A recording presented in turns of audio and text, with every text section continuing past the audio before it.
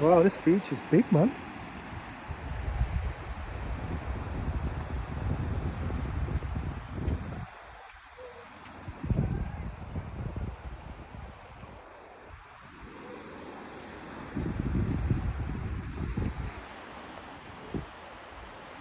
There's a little village of New Quay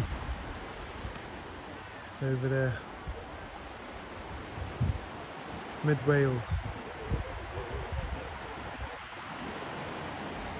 Well, it's typical, isn't it? I've been here a week. A week, you know. And now this is the last day. And the sun comes out.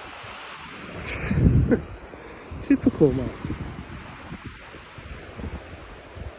It's not hot. It's just right. It's not cold either. You've got a jumper on. Absorbs the breeze because it's really windy down here. It's nice today. The sun always makes everything look so much better.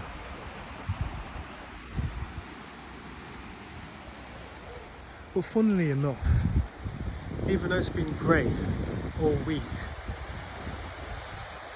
I don't know, something about Wales. It's got this strange beauty to itself when it's grey. I think because all the landscapes are lush green. It's very, very nice. Yeah, Wales is nice. I like Wales. Somewhere to come, take your mind off things, take your mind off life. You know what I mean? What's up here? I can see some stairs.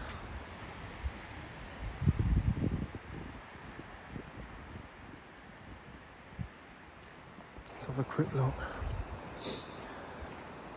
Yeah, I mean, who knows what's around the corner nowadays, eh?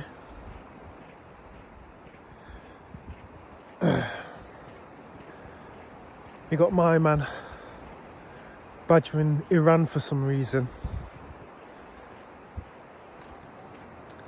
You know what I mean? Looks like we're like an inch away from World War III. It's like one World War weren't enough. You would have thought they would have learnt a lesson from the First World War, but now we had to have a second one. And it looks like we're going to have a third.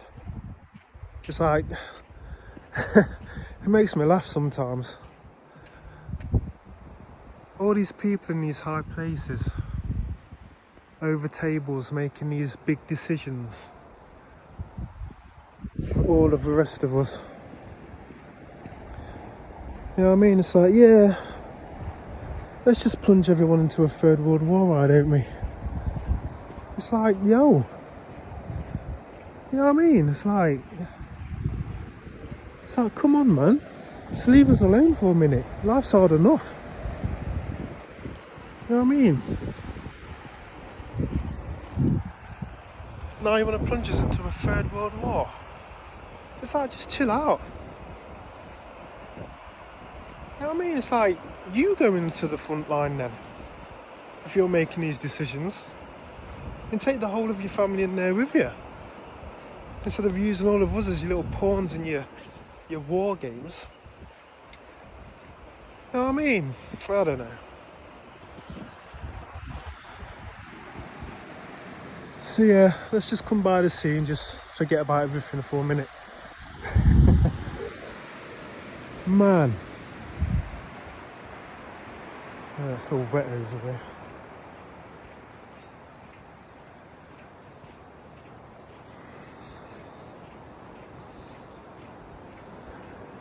Yeah, I dreamt that I was speaking to my mum last night. That's why I come out today, just to be by myself for a little bit. Do you know what I mean? Everything was normal. Speaking to my mum over the phone, having a nice conversation. She was telling me she was doing fine and how long it was going to be before I could like come and pick her up and all of that. It's like the good old days.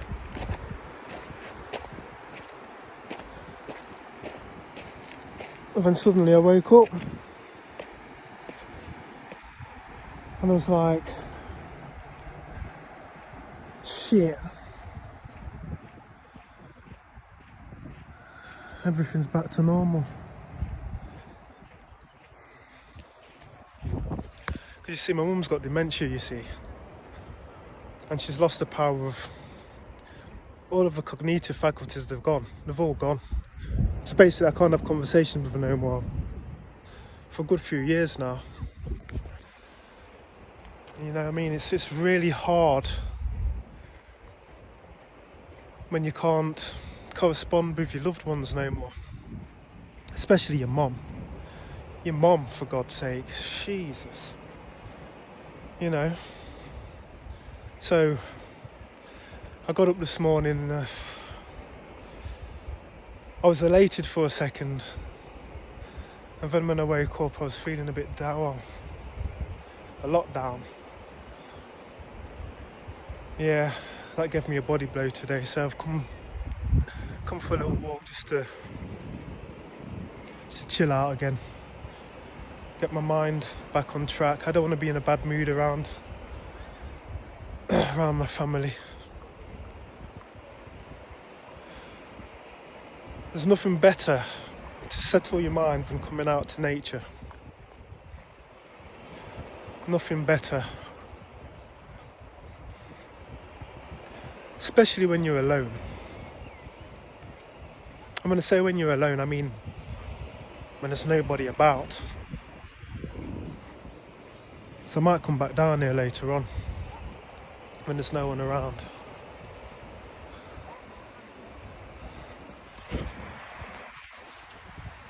So when you look at nature, after a bit nature starts to look back at you.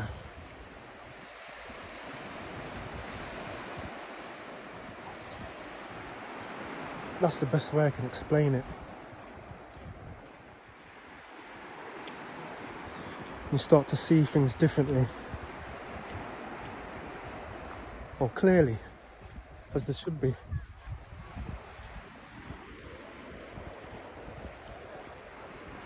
You know?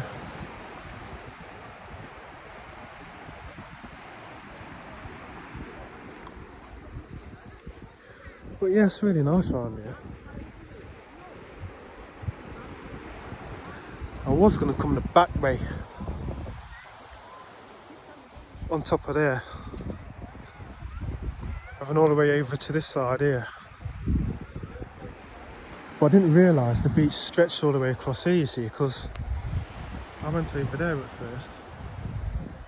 I didn't really come down here because like I say, because the weather was like rubbish. Yeah, but nah, you know what I mean, you got to make the most of it, man. You got to make the most of it, mate.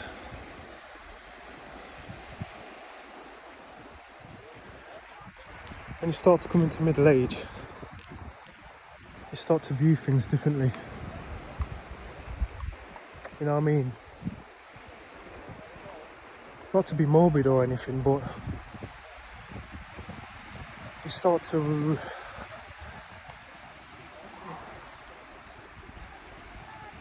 what's the right word I can use here? Well, you start to appreciate life more because you start to understand that you've got a time limit. The recognition of your own mortality starts to get real. You see all your loved ones starting to fade away in front of you and stuff. There've been so many funerals this year, man, I've lost count. You know what I mean? You just question stuff.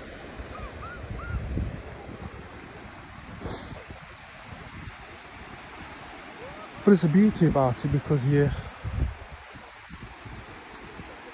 appreciate things more. Like little walks down the beach like this. Before it was just a walk down the beach, but now it's so much more. Because you know there's a time limit on it. So I suppose middle age is like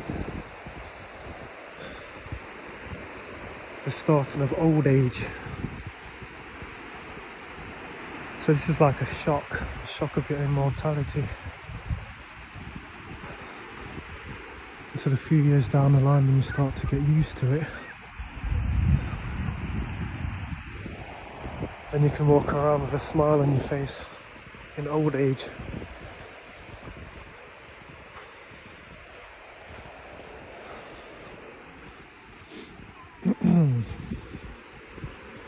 Oh, I wonder if I can get around here.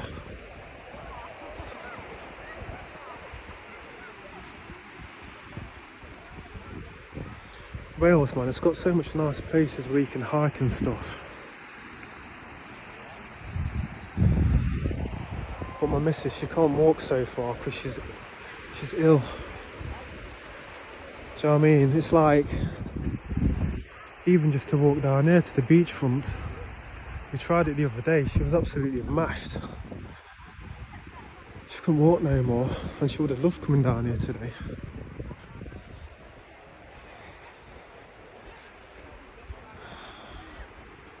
You can see the frustration in her face. She wanted to come out with me today, but she didn't have the strength.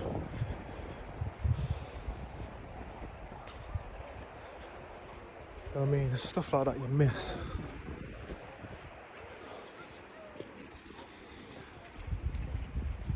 I don't know, probably ask her later on, see if she's feeling up to it. Because she would have loved this.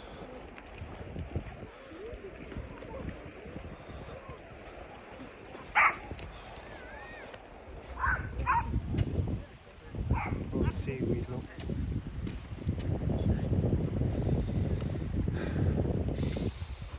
That's better, I can smell some salt now. I couldn't smell it all week.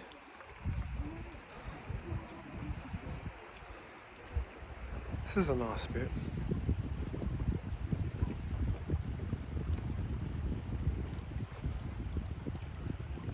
Let's have a little look up here.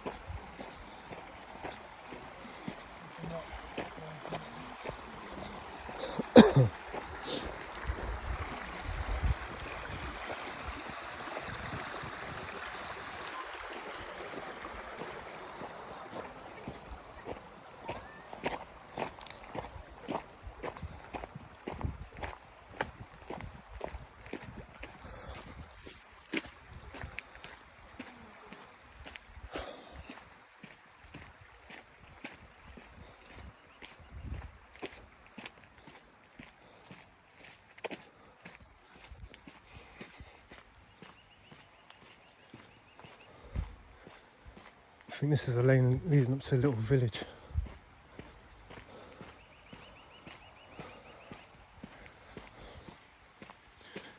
See what I mean? It's lovely, man.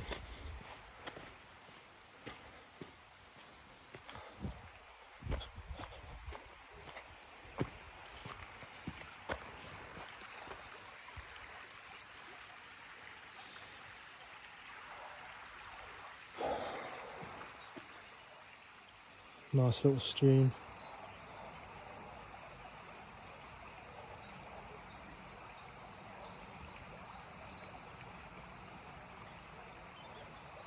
I think I better stay down here. I forgot my pass to get in. So I better go back down the back way again. Yeah, Wales is nice, mate. Lovely part of the country.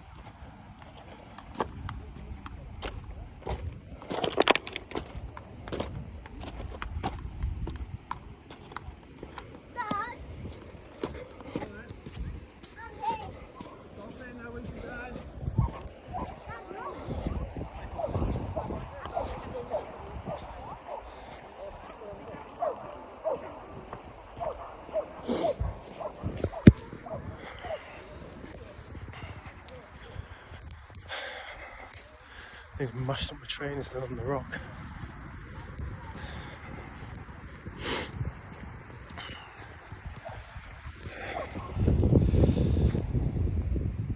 I mean, not bad for 20 quid. Little Nikes.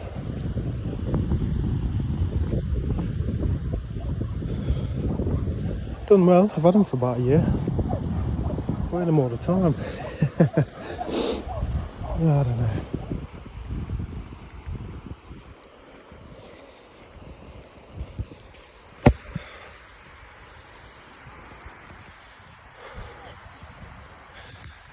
Yeah, I read a couple of books.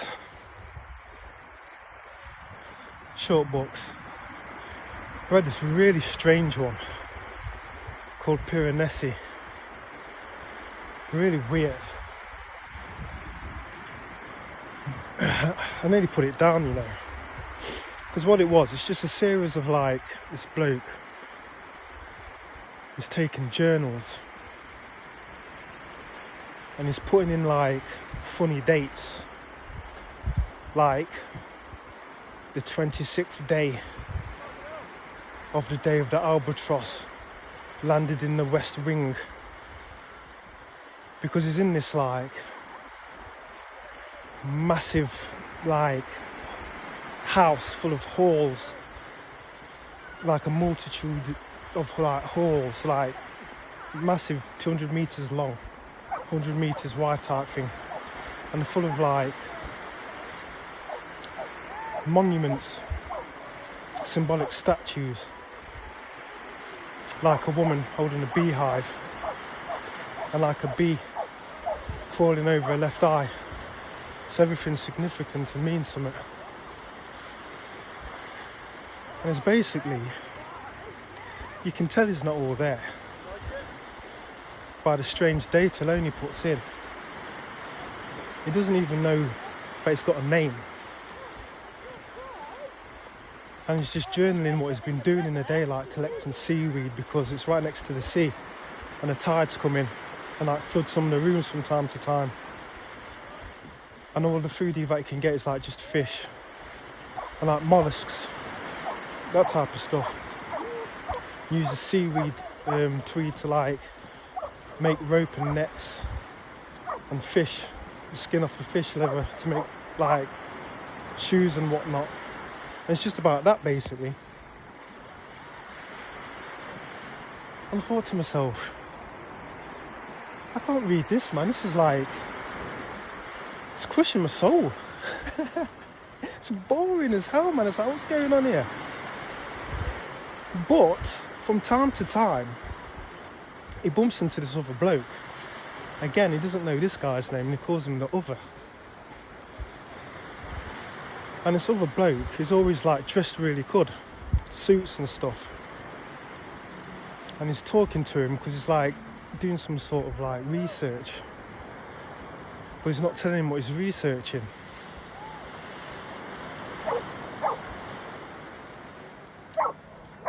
But this guy's keeping a journal and he wants to know what's in the guy's journal.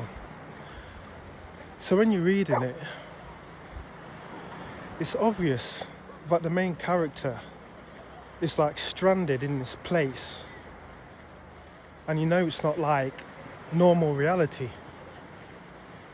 And this other guy that pops in every Tuesday and Thursday, you know that it's coming from somewhere else. But it's not letting the main character like catch on type thing. But as you're reading it, he keeps on throwing you a bone from time to time, which makes you want to read more because now you're curious, you want to know what's cracking off. So you have to give the book time.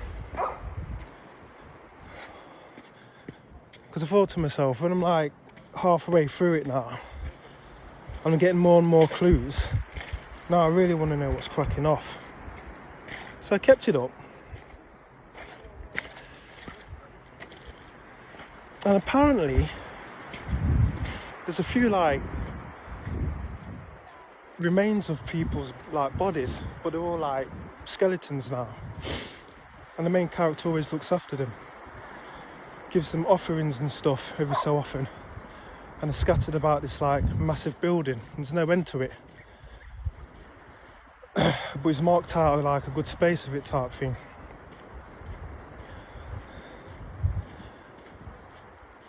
So basically what's happened is, they've done some sort of ritual. Because this professor bloke is convinced that the ideas of life are actual things. And when people have done with them in like normal space, in normal reality, they reside in this eternal like, you could say, graveyard or relic of ideas that's been used and now they have no longer significance in reality. And he's basically found a portal to get there. That's basically the gist of the story type thing. And the main character, it's like, he's been in there for so long that he thinks that he's always been there. And when he finally gets rescued, he's so used to the life now in this massive light house that he doesn't want to leave. You know what I mean? He's mentally scarred. He's only got dribs and drabs of his recollection of his like normal life. And he doesn't want to go back because he thinks it's pointless. So that bit's interesting, because you're going through what he's going through, type thing. getting wet here again. But yeah, I mean, if you're not into like the world of magic and the occult and all of that, then don't bother reading that book. It'll bore you to death. But it's interesting to me. The main character, I think his dad's half Scottish, Danish, and his mum's from Ghana, which I found was interesting. That's another reason why I bought the book. Oh no, I'm going to get wet here. Sugar. No.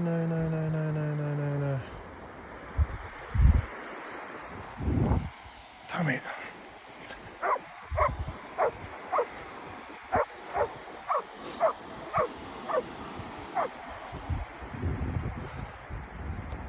But yeah.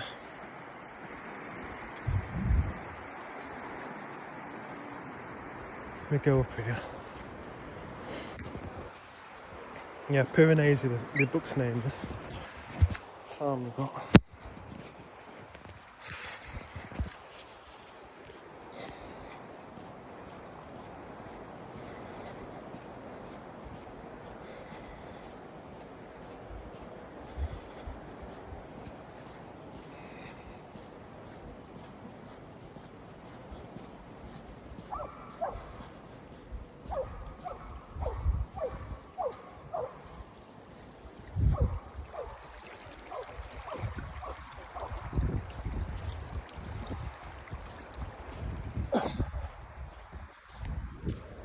Ah, what a lovely day.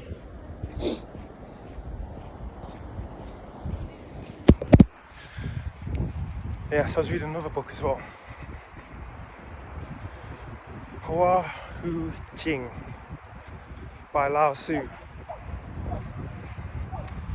I think it was some sort of like government official. Can't remember what century. I don't know, something like the 11th century or something in China, I can't remember. Chu dynasty anyway, I think he lived. Anybody knows anything about the Chu dynasty? So it's basically a book. People didn't know like he wrote, because the 48 he wrote the Tao Te Ching. So apparently, because of some strife that was going on, they didn't want him any more of his writings getting out to the public, because they make you very passive, because they make you very reflective. So basically you're not like politically easily controlled type thing, because obviously if you're going to war, you don't want a load of passive people, or else you won't get nothing done. So they banned all his books. And his students memorised his sayings, and then afterwards they wrote them down. So yeah, it's very interesting. Hua Hu Qing. It's spelled Qing, but it's pronounced Jing, apparently. It's just a load of like little verses of wisdom, introspective wisdom, to lead you to the gate of what they call enlightenment. Basically knowing your true self, your God self.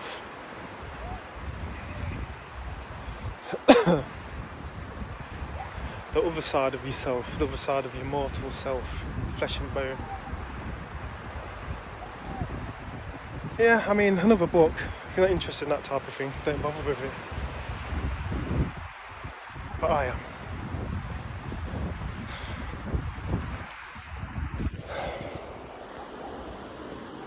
Right, I'm off to the gym now. Half an hour little chat. Get a few things off my chest.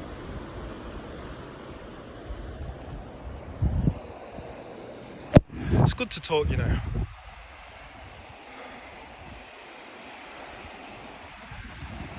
It's good to talk, man. There's always someone listening. Even when you're supposedly alone, there's always someone listening because you're never truly alone. The Most High's listening. So don't keep nothing in. Let it out. You know what I mean? If you keep pressure in, you're liable to explode. Anyway.